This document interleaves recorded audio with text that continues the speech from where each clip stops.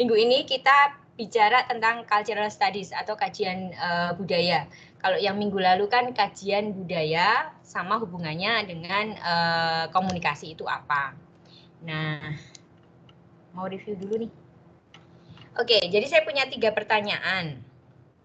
Kok kayak iklan apa sih itu, iklan rokok ya? Punya 3 pertanyaan. Jadi apa sih yang kalian pelajari minggu lalu? Mungkin long weekend kalian lupa. Terus apa yang kalian ingat saat ini? Materi apa yang bermakna dalam 1 minggu ini? Jadi misalnya begini, minggu lalu kita udah belajar sesuatu kan, terus kalian sudah menghadapi kehidupan ini sampai 1 minggu ini, ada nggak sih yang nempel atau ada nggak sih yang, ya ampun itu seperti ini juga ya, atau pokoknya yang ada hubungannya dengan kajian kultural komunikasi kayak gitu. Silakan aja pilih aja salah satu. Pilih salah satu pertanyaan, boleh yang 2, 1 atau 3, yaitu benar-benar hanya tentang kajian budaya itu apa, karena kemarin sudah ada hubungannya sama komunikasi. Nah, kalian harus mengenal dulu, kalau komunikasi kan sudah belajar sampai Tkom 1, 2, nah sekarang kajian budaya sendiri itu apa, atau cultural studies itu apa. Hari ini saya akan menyampaikan dalam bentuk presentasi seperti ini, sampai minggu ketiga juga besok ya. Kalian belum belum ada kelompok dan lain-lain. Tapi kalau sudah melihat ke situs kuliah, nanti akan ada tugas. Jadi saya akan menyampaikan materi. Kalau kalian ada pertanyaan tentang materi, tentang tugas, silahkan aja nanti tanya jawab di sini. Dan paling cuma 1 sampai 1,5 jam kita nanti di sini. Lalu tugas kalian ada kompasiana menulis tentang apa yang mencari contoh apa yang sudah nanti kita pelajari di sini. Cari contohnya di luar lalu ditulis di sana. Kemudian ada kuis ya, jangan lupa. Itu juga ada hubungannya dengan hari ini. Enggak deh. Nanti kalian tahu soalnya. Lupa. Nah, materi yang akan saya berikan itu sesuai RPS. Jadi di RPS atau situs kuliah sudah saya kasih semua PowerPoint, PDF-nya. Kalau kalian punya sumber yang lain silahkan, tapi judul-judulnya itu. Lalu di sini saya akan mengutip beberapa yang ada hubungannya ya dengan yang penting lah istilahnya dari belajar kajian budaya atau cultural studies. Nah ini saya ambil dari Aribowo 2010 tentang sejarah kajian budaya. Itu ada yang 40-an, ada yang 60-an, dia menulisnya 60-an dahulu. Jadi kajian budaya itu muncul tahun 60-an di Birmingham ya, di Inggris. Kemudian di Jerman juga 60-an, namanya Frankfurt School. Mungkin kalian sudah mengenal ini di Tkom 1 dan 2. Nah, dari dua kubu Inggris dan Jerman ini, mereka punya beberapa kayak ciri khas, dan belum tentu sama, belum tentu beda juga. Nanti ada yang sangat berbeda ya, yang Amerika, ini Amerika belum masuk. Tapi yang jelas Frankfurt School itu lebih kritis, kemudian yang Inggris itu paru-paru ya, ada yang kritis, ada yang pragmatis seperti itu. Jadi bahwa mereka mempelajari budaya, mempelajari apa yang terjadi di dalam masyarakat, tapi dari perspektif budaya. Tadi kan Hizkia sudah mengingatkan tentang relasi, bahwa KKK itu relasi antara masyarakat dengan budaya. Nah, mereka memulai itu sekitar tahun 60-an. Mulai melihat ada apa sih dalam masyarakat, ada kenapa budaya berubah, kenapa dulu begini, kok sekarang begini, ada apa dan masyarakat. Itulah kajian budaya. Nah, si Aribowo ini juga menyampaikan tentang realitas kebudayaan, apa sih yang terjadi dalam budaya. Di sini dia kan orang Indonesia ya, dia melihat dari fase-fase yang terjadi di Indonesia, yaitu yang pertama adalah fase budaya industri. Kalian nanti bisa baca sendiri lebih detailnya, ini saya cuma yang poin-poin penting saja. Fase budaya industri itu terjadi ketika Indonesia baru lahir ya. Jadi tahun 45, kemudian tahun 60-an masih Presiden Soeharto 32 tahun menjadi presiden. Nah, itu fase budaya industri. Fase budaya industri itu pembangunan. Bisa pembangunan jalan, apalagi ya. Yang dibangun apa aja sih? Ada yang bisa bantu saya kasih contoh? Jadi Indonesia baru lahir menjadi negara baru. Nah, fasenya adalah industri, membangun. Selain membangun jalan, ada apa aja? Ada yang bisa kasih contoh? 1, 2, 3 mungkin. Apa yang terjadi di fase industri? Indonesia ngapain?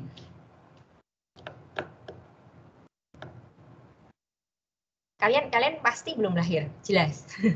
Tapi mungkin pernah dengar dari nenek, kakek yang, wah dulu nggak ada ini, sekarang ada ini, gara-gara Indonesia merdeka. Ada nggak nih yang bisa bantu saya ngasih contoh? Ada perkembangan pembangunan apa sih secara industri di Indonesia selain bikin jalan? Oke, Firna, apa? Kalau bikin uang termasuk bangun nggak, Mem? Kan termasuk bangun itu. Bikin uang? Kan ada ori itu kan, Mem. Terus habis itu aku isi bank bank yang Belanda terus ya, saya lupa namanya, terus dijadiin BI itu kan. Oke. Ini industri. Jadi industri itu sesuatu yang besar kamu lihat secara fisik, Cynthia? Kalau uang kan masih terlalu kecil. Kalau industri pesawat itu termasuk nggak, Mem?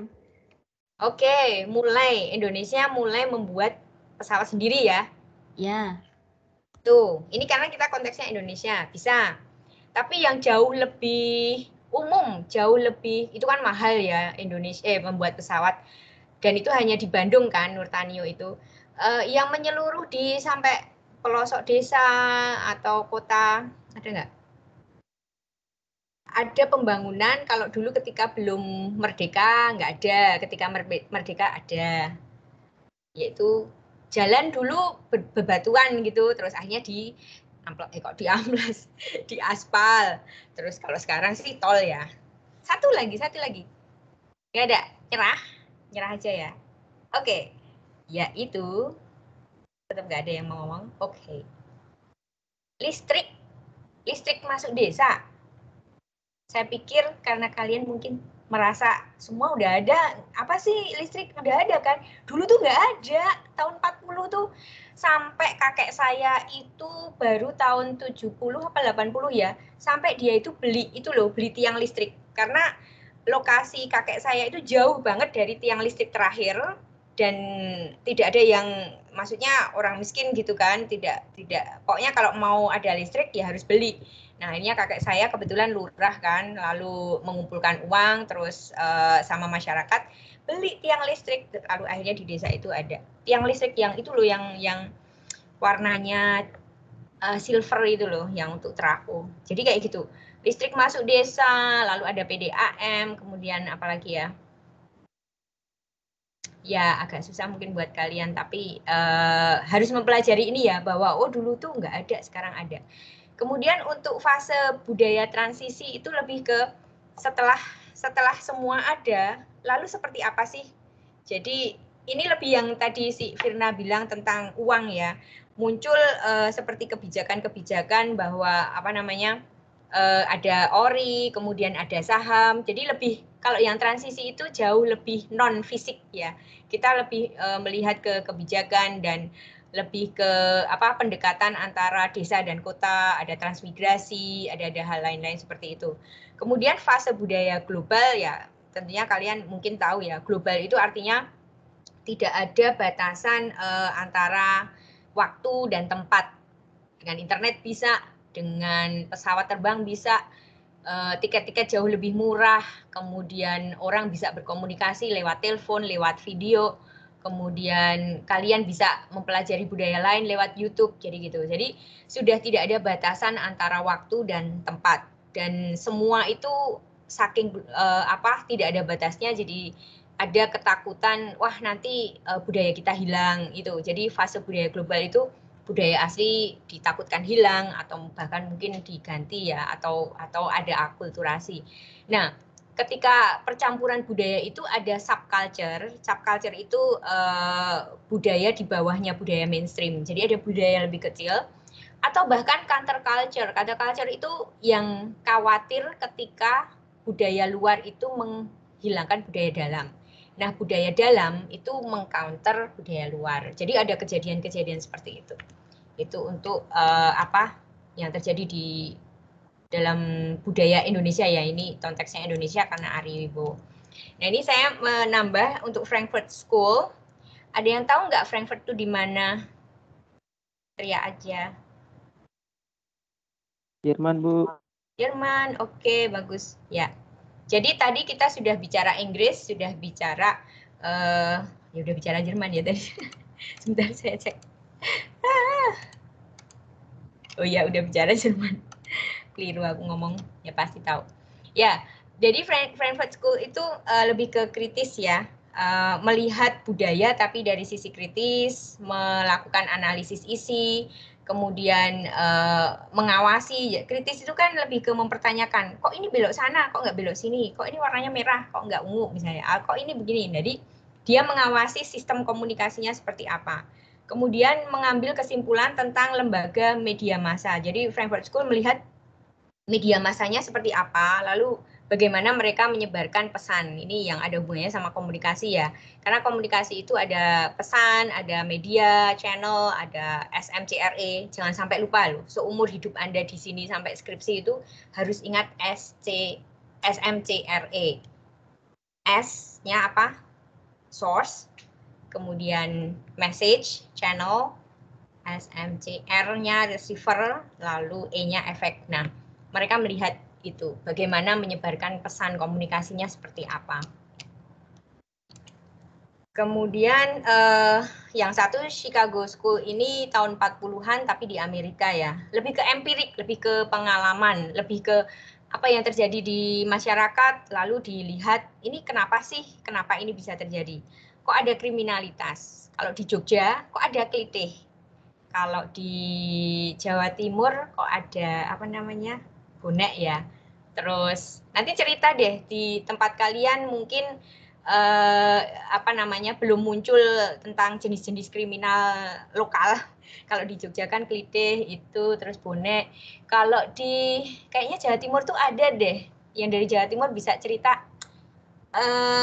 Pokoknya kalau malam-malam nggak berani lewat soalnya ada apa gitu loh, bukan kelitih, aduh namanya apa sih, pokoknya orang dirampas gitu loh. Kalau kelitih itu menyakiti, dia pakai senjata ya, tapi kalau ini nggak pakai senjata, lebih ke merampas entah motor atau merampas orang apa ya, bawa tas gitu. Nanti kalau ada yang tahu silakan ngomong, ada jenis-jenis kayak gitu lah. Kenapa, Trisha? Ada yang cerita apa? Oh iya, begal, betul. Iya, mau bilang begal barusan. Agak lemot mentor ya. Oke, iya. Ya, aku belum lihat chat. Ya, bener begal. Itu kan malam hari ya. Karena anak saya dulu sempat kuliah di Surabaya. Dia bilang, aku nggak berani lewat sana ke Surabaya Barat atau apa karena harus melewati tempat yang kosong, jalan yang kosong, sepi, gelap, lampu jalanannya nggak begitu banyak. Ada apa sih? Oh, ada begal. Oh, oke. Gitu. Betul begal. Kemudian prostitusi, kenapa? Terus kenapa sekarang ada prostitusi online? Kenapa dulu nggak online misalnya kayak gitu? Nah itu diteliti oleh Chicago School apa yang terjadi, lalu urbanisasi, perpindahan orang ya, itu sangat cepat, ada dampak apa. Lalu penelitiannya itu lebih ke persuasinya seperti apa, lalu ada propaganda apa. Misalnya prostitusi itu ternyata berhubungan sama politik misalnya, atau begal itu berhubungan sama politik, atau ya ada satu propaganda atau institusi yang mengambil keuntungan di sini. Nah, mungkin gitu yang mereka teliti seperti itu. Lalu lebih ke efek langsung media massa. Nah, kalau kalian ingat, saya nggak tahu sekarang mengalami atau tidak karena pandemi ya. Tapi sebelum pandemi itu orang tua mahasiswa itu sempat mengurangi jumlah mahasiswa yang ke Jogja. Karena di Jogja mungkin kalau nggak salah gara-gara kelitih ini. Jadi media massa menceritakan tentang kelitih di pokoknya besar-besaran lah secara nasional. Lalu peminat mahasiswa yang mendaftar di Jogja sangat turun. Lalu setelah diteliti ada apa sih? Jadi media itu mempengaruhi bahwa Jogja tidak berhati nyaman, misalnya kayak gitu. Jogja bahaya, Jogja ya macam-macam. Jadi itu yang diteliti. Kemudian, nah Ini. Jadi sudah paham ya, ada Frankfurt School yang kritis tadi. Kalau Chicago School itu lebih ke melihat efek-efek, lebih ke penyebab. Ada sebab akibatnya seperti apa yang terjadi, kemudian penyebabnya apa, atau bahkan efeknya A jadi apa di dalam masyarakat. Itu ya. Nah, ini saya masukkan ke breakout room ya, teman-teman. Jadi kalian saya bagi menjadi 10 kelompok.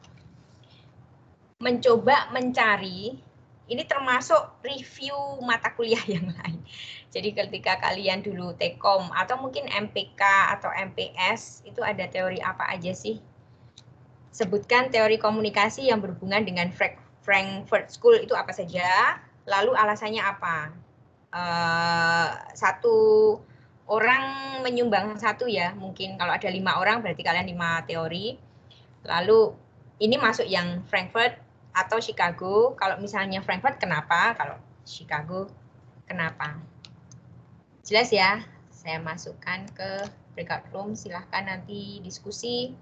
Paling lama 10 menit lah. Paling lama banget. Mestinya ingat teori apa gitu, terus nanti tinggal, oh teori ini ngapain ya? Itu kritis atau mencoba mencari penyebabnya, kayak gitu. Saya mau melanjutkan tentang kajian budaya. Tadi ada teman kalian yang sudah memastikan bahwa Cultural Studies itu masuk ke Frankfurt School. Sebenarnya dalam kelas ini kita tidak akan membagi menjadi Frankfurt School atau Chicago School, lalu karena Cultural Studies itu kritis maka kita hanya Frankfurt School. Enggak begitu. Tapi kita bisa memakai semuanya dari perspektif paradigma kritis. Jadi misalnya kalian mau pakai agenda setting yang ada di Chicago Schools itu bisa, tapi dengan perspektif atau paradigma kritis. Jadi untuk mengkritisi arah untuk melakukan kenapa memilih agenda setting itu kalian pakai gitu ya. Jadi tidak hanya deskriptif, Chicago School itu kan lebih ke deskriptif ya, mendeskripsikan ini begini mengapa karena ini sudah selesai. Tapi bukan hanya sebab dan akibat, tapi masih ada level berikutnya yaitu kenapa penyebabnya dipilih seperti itu. Jadi jauh lebih luas untuk yang paradigma kritis. Nah ini masih di materi dari RPS, si Chaney itu mengatakan tentang cultural studies atau kajian budaya, itu belajar tentang lifestyle sama social culture. Jadi ketika kita mempelajari kajian budaya, kita mempelajari lifestyle. Bisa nggak sih agenda setting meneliti lifestyle? Bisa, yaitu agenda setting itu membawa apa sih? Misalnya satu partai politik mau membawa lifestyle yang mereka punya misi tertentu. Nah, itu bisa. Nah, dari sini kajian budaya melihat lifestyle-nya. Melihat lifestyle-nya seperti apa. Nah, lifestyle itu apa sih? Lifestyle itu adalah pola atau pola tindakan dari seseorang yang membedakan dengan yang lain. Nah, seperti kalian mungkin ada yang tidak suka makan daging, ada yang vegan gitu. Lifestyle-nya ya sudah semuanya ketika makan bareng teman, kemudian mau mengadakan pesta, mau bikin masakan, semua ya tanpa daging gitu. Jadi sudah membedakan satu dengan yang lain. Bahkan di Atmajaya, saya dulu sempat di Humas itu kalau Atmajaya mengadakan pesta waktu offline ya kayak 17-an atau dies gitu, saya selalu memikirkan satu pojok itu nanti ada tamu yang vegan juga. Jadi orang lain jadi tahu, oh di pojok sana vegan. Kalau saya semua pojokan saya ambil, saya vegan oke, tidak vegan oke ya. Tapi kalau yang lain yang vegan itu mereka langsung ngerti, oh di pojok sana khusus makanan vegan. Dan itu ditulis orang yang tidak vegan di sana karena tidak ke sana karena cuma sedikit.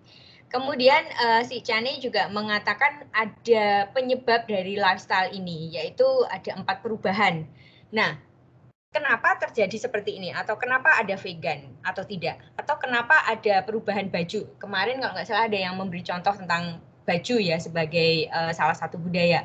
Yaitu pertama perubahannya adalah yang poin 2 ini dari desa ke kota ya, dari rural ke urban. Jadi lebih ke dari country to city. Lalu atau dua hal itu sangat membedakan. Kalau kamu ke desa, kamu mungkin nggak bisa pakai high heels karena di desa itu jalanan masih belum beraspal atau tanah masih banyak tanah. Kalau pakai high heels nggak bisa.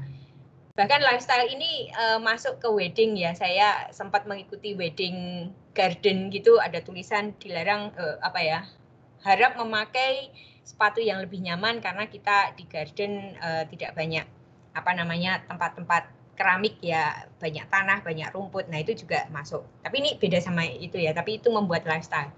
Kemudian yang pertama adalah perubahannya adalah tentang desa ke kota, kemudian tentang wilderness. Wilderness itu lebih ke rimba, lebih ke hutan, lebih ke sesuatu yang tidak ada aturan dengan cultivation atau civilization. Civilization itu peradaban ya.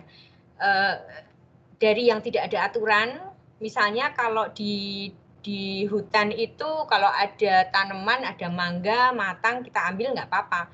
Tapi ketika itu di kota, ini pohon siapa ini? Di tanah siapa ini? Itu udah ada aturannya, kamu nggak bisa langsung ambil kayak gitu. Kemudian perubahan yang ketiga adalah eksploitasi dengan conservation. Nah, mungkin kalian sudah mengalami tentang orang yang kelompok orang yang suka mengeksploitasi. Misalnya kayak di Jepang. Di Jepang itu ada budaya makan daging hiu atau daging ikan paus. Ada satu ritual yang harus makan itu. Tapi orang Amerika atau orang Australia atau orang Inggris conservation melihat bahwa ikan paus atau hiu itu juga harus dirawat, mereka itu sudah semakin langka, kita nggak bisa makan seperti itu. Tapi Jepang, wah kalau nggak makan itu nggak bisa. Kalian bisa lihat itu di National Geographic atau Discovery ya, di situ ada pertentangan juga. Kemudian ada barbarism dengan enlightenment atau ethics. Ini hampir sama seperti wilderness ya. Barbarism itu lebih ke contoh pemakan segala, kita makan semuanya, daging makan, akar kita makan, terus daun macam-macam kita makan. Tapi kalau untuk yang enlightenment atau ethics itu ada beberapa etika, ya tidak semua daging kita makan. Ada daging, misalnya daging anjing, no dog meat ya gitu, itu sudah masuk ke etika. Atau daging babi, itu sudah masuk ke etika di budaya tertentu. Atau daging-daging tertentu. Bahkan mungkin kalau ada teman-teman yang dari Papua bisa cerita tentang ikan. Saya pernah diberi oleh-oleh masakan ikan arwana. Saya kaget, wih arwana itu kan ikan hias. Tapi kalau di Papua ternyata cuma di sungai aja banyak sekali arwana ya. Jadi untuk mereka makan. Nah etikanya berbeda ya. Kayak kita kemarin cerita tentang sopan santun ya. Sopan santun itu berbeda di satu tempat yang lain. Kemudian poin ketiga ada ciri-ciri, 3 features ya dari sebuah lifestyle. Yaitu tentang sikap. Sikap lifestyle itu bisa, atau gaya hidup itu bisa dilihat dari sisi sikap. Bisa dilihat dari sisi nilai-nilai kayak kepatutan, sopan atau tidak, boleh atau tidak. Kemudian taste ya. Kalian pasti sangat mengalami ini. Lifestyle kalian yang tidak dari Jogja adalah tidak manis ya kan. Ketika pertama kali makan di Jogja perutnya sakit semua. Wah, ini semua manis, saya nggak bisa, perut saya nggak bisa. Dan sebenarnya permasalahan terbesar dari orang pindah ke budaya yang lain itu biasanya makan dan perut. Jadi kita kan pasti makan, padahal lokasi budaya berbeda. Nah, itulah yang pertama kali kita alami dalam fisik seperti ini. Jadi kalau benar-benar berbeda ya nanti kita akan punya lifestyle yang berbeda. Kemudian ciri-ciri yang lain adalah tentang tindakan atau aktivitas. Bagaimana kalian menikmati hidup. Ada yang, hobi kalian apa sih? Tidur, ada yang bilang gitu. Hobi kalian apa sih? Makan. Ada yang bilang, tidur sama makan kok hobi? Itu kan kesehatan misalnya. Tapi kalau saya lebih suka menyanyi atau enggak membaca atau yang lain. Nah, itu mempengaruhi konsumsi aktivitas kita. Misalnya membaca berarti sering ke toko buku, beli buku, atau gimana caranya biar bisa baca. Ada yang aku paling suka fashion. Nggak baca buku tapi duitnya ke fashion misalnya. Kemudian ciri lain lagi adalah tentang sensibilities atau elective affinities. Itu artinya tentang bagaimana kita melihat sesuatu, ya. Kita sensitif nggak sih kalau lihat suatu kejadian kayak empati, simpati kayak gitu. Itu ciri-ciri dari lifestyle yang mempengaruhi kegiatan kita. Kemudian apa gunanya lifestyle? Si Cheney mengatakan tentang apa sih dalam kajian budaya kenapa kita bicara lifestyle? Yaitu untuk konsumsi, untuk melihat apa ya? Etika, estetika, keindahan dari sebuah konsumsi dan arti dari sebuah konsumsi. Kemudian juga audiences for products yang keempat itu. Jadi untuk melihat halayak. Misalnya saya orang film. Saya merasa gemes, kenapa sih drama Korea kok itu kan sama seperti sinetron kan? Apa sih bedanya? Nah, dari lifestyle itu bisa dilihat. Oh, mereka pasti cakep. Oh, mereka bajunya begini. Oh, kulitnya putih. Oh, ini ceritanya begini. Jadi dari penelitian tentang gaya hidup itu saya mendapat jawaban. Oh, audiens itu sukanya kayak gitu. Oke, fine, saya bikin layangan putus misalnya kayak itu. Itu kan sama seperti The World of Marriage kan di drakor, atau judul apa yang pakai V itu loh, VIP kali atau apa ya? Pokoknya hampir sama seperti yang pakai pelakor perselingkuhan gitu. Ternyata bisa, lalu akhirnya berhasil. Itu contohnya ya untuk lifestyle dari sisi Cheney. Ya, ini penelitian tentang lifestyle yang sangat berguna bagi produsen. Jadi di sini si Cheney memberi contoh tentang, semoga bisa dibaca ya, ini saya besarkan malah kayak gini. Tentang spending priorities. Jadi anak muda itu tahun 88 spending priorities-nya apa? Saya nggak tahu dari kalian. Mungkin saya bikin penelitian dengan pertanyaan yang sama, hasilnya bisa beda loh sama kalian. Dan nanti kalian bisa penelitian ini juga di mata kuliah ini. Kalian ingin melihat cewek sama cowok itu siapa sih yang paling suka beli baju? Di sini cewek. Musik, yang suka musik cowok ternyata. Lalu going out, drinking, ya karena kita nggak ada budaya drinking ya, kalau di sana ada. Ngopi ya, ngopi itu cowok. Kemudian personal appearance, cewek. Bisa nggak setuju loh kalian ini? Yang suka menabung, di sini cewek. Books, cewek. Hobbies, cowok. Sport, cowok. Kendaraan, cowok. Wah, ini gender banget ya. Ternyata dibuktikan bahwa cowok itu lebih suka kendaraan, olahraga. Yang suka buku, cewek gitu. Bisa aja berbeda sekarang. Ini kan tahun 88. Kemudian elemen dari hidup yang penting bagi kalian, bagi yang adults, yang adults kalian ya 20-an, tahun 88. Ternyata hubungan dengan keluarga itu cewek yang paling mementingkan. Lalu hubungan dengan jenis kelamin berbeda, oh sama nih. Wah, bagus tuh, 38. Lalu dengan umur yang sama, itu cewek. Going out, itu cowok. Freedom, wah sama nih 31. Kepuasan belajar, sama, bagus lah. Hobi masih cowok. Spending money on oneself, cowok atau ternyata yang suka menghabiskan duit untuk diri sendiri. Hah, itu dulu. Sekarang bisa aja sama, kalian teliti aja. Oke, pokoknya kalau ada pertanyaan langsung nanya ya. Nah, ini si Weintraub itu punya 2 buku. Weintraub itu orang Amerika yang meneliti tentang Indonesia. Mereka disebut Indonesianis ya. Nah, ini contoh dari Indonesianis yang sebenarnya di dalam tugas Kompasiana kalian harus mencari ya.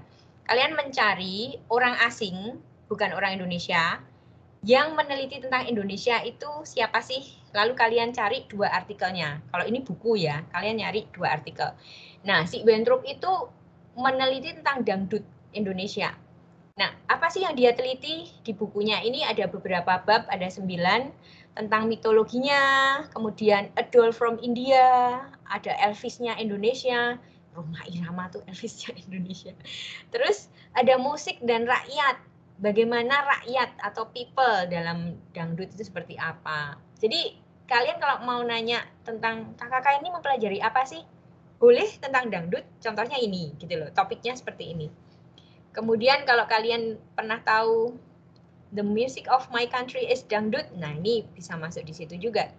Kemudian ada Dance Drills, Faith Spills. Jadi ada satu kepercayaan kalau kamu ngedance ya kamu tidak beriman, ada yang kayak gitu. Terus dangdut daerah, going local ya, kalau ke daerah dangdutnya seperti apa. Lalu terakhir malah pertanyaannya why dangdut ya. Itu ada ceritanya. Tapi itu bukan orang Indonesia loh yang meneliti ini, yang menulis, aneh ya. Nah, kita mau cari yang contoh lain. Ini si Winthrop juga masih tentang dangdut, tapi dangdut koplo. Dia menulisnya tahun 2013, yang tadi 2010.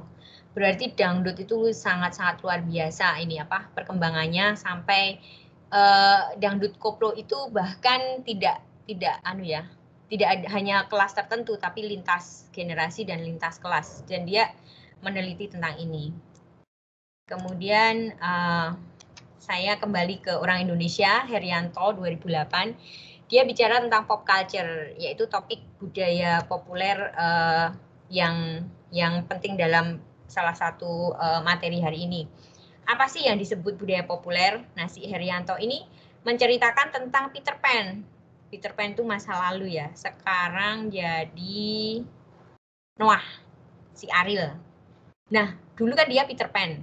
Tahun 2007, Peter Pan, si Ariel itu kelompoknya menjadi ikonnya Malaysia Celcom. Celcom itu kayak Telkomselnya Malaysia, Peter Pan Indonesia.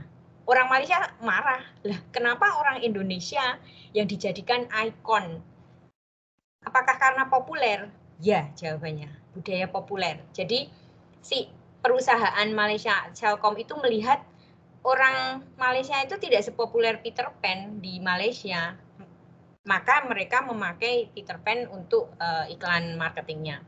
Jadi gara-gara popularity. Kemudian yang kedua, ini definisi pop culture atau budaya populer, itu sangat asosiasinya itu sangat dianggap sangat dekat dan tidak tahu malu ya, unashamed itu tidak tahu malu dengan profit making. Jadi budaya populer itu bicara tentang produk yang memberi untung, tentang cari profit, tentang cari duit, tentang cari keuntungan, terutama di dalam entertainment. Itu bisa ya, satu pengertian tentang itu.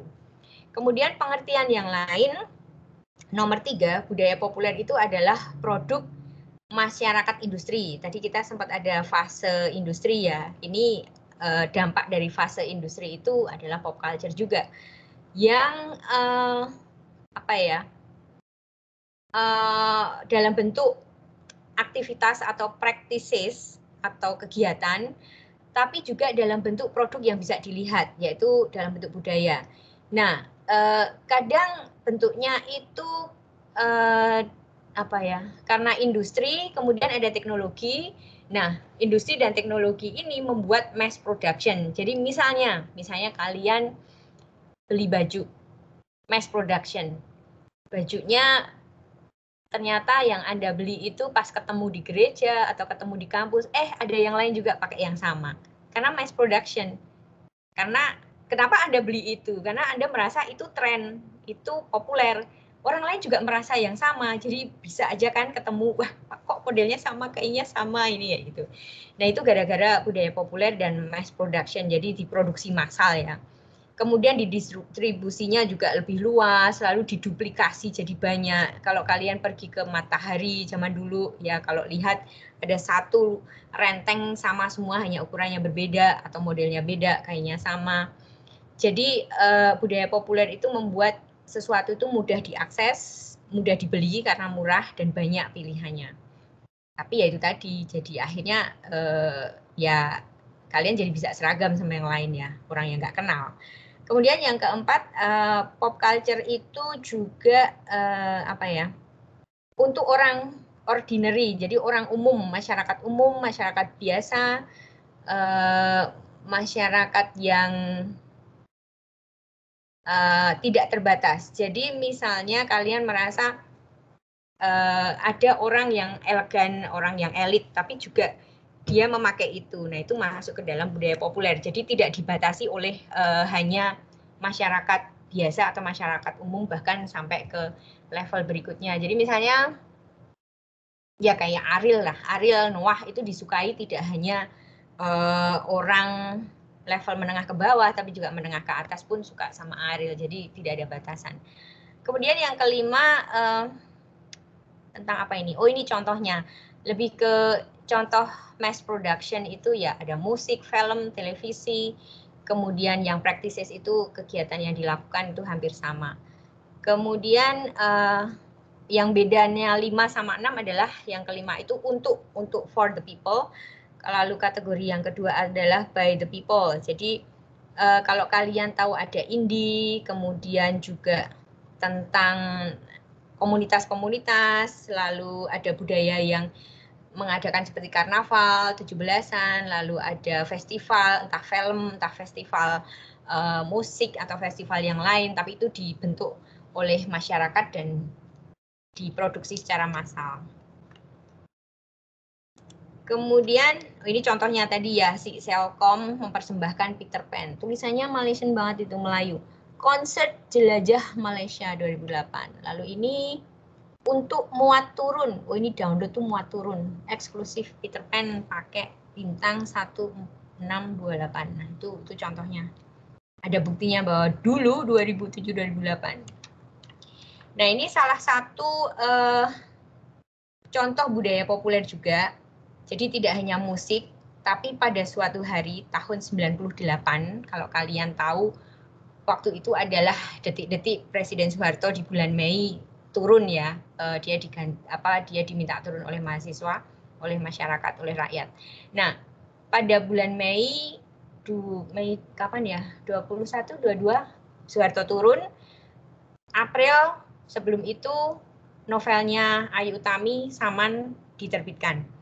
Nah, novelnya ini sangat populer karena dia menulis tentang sesuatu, yaitu tentang pastor yang ya cinta sama orang lain, kemudian pokoknya pastor yang tidak suci lah istilahnya, tidak biasa.